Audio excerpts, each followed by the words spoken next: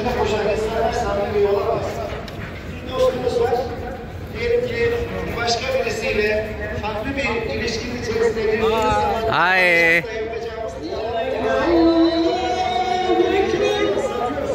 küçük hesapların peşindeysek o zaman değer müminlerle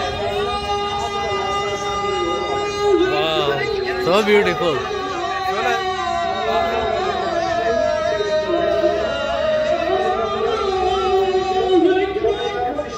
sadece Allah-u Teala'nın rızası için yapacağız. Riyakarlık noktasında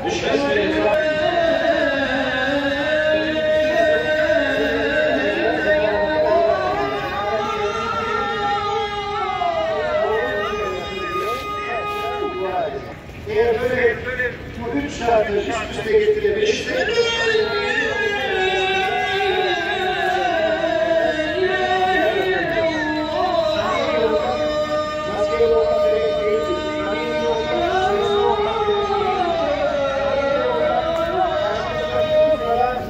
farklı durumlar gösterip dışımızdan farklı davranışlar ortaya koyabiliriz.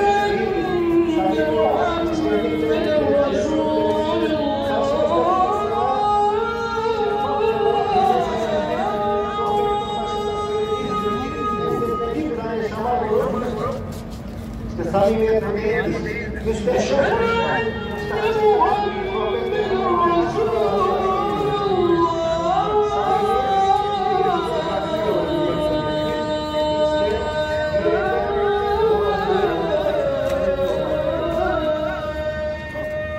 Rahmetli Muhsin Yazıcıoğlu'nun vefat etmeden önce söylemiş olduğu o güzel sözü hatırlatarak inşallah sohbetini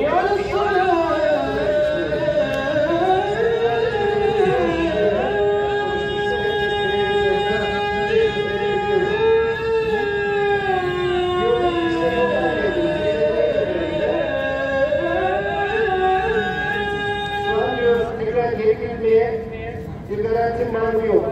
Nefesimi aldım. Vermeye bir garantim var mı yok.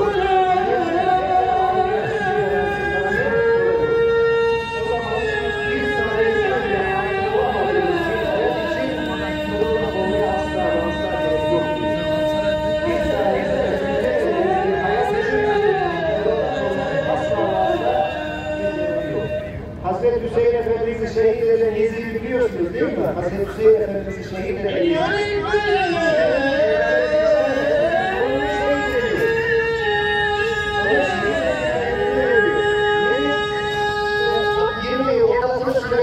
Ama Hazreti Hüseyin Efendimiz'i şehit eden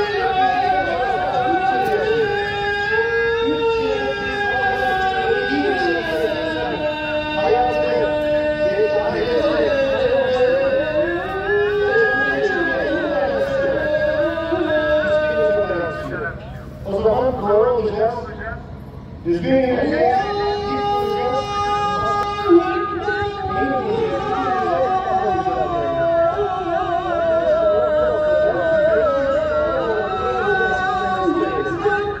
Beni dinlediğiniz için çok teşekkür ediyorum. Konuşmamda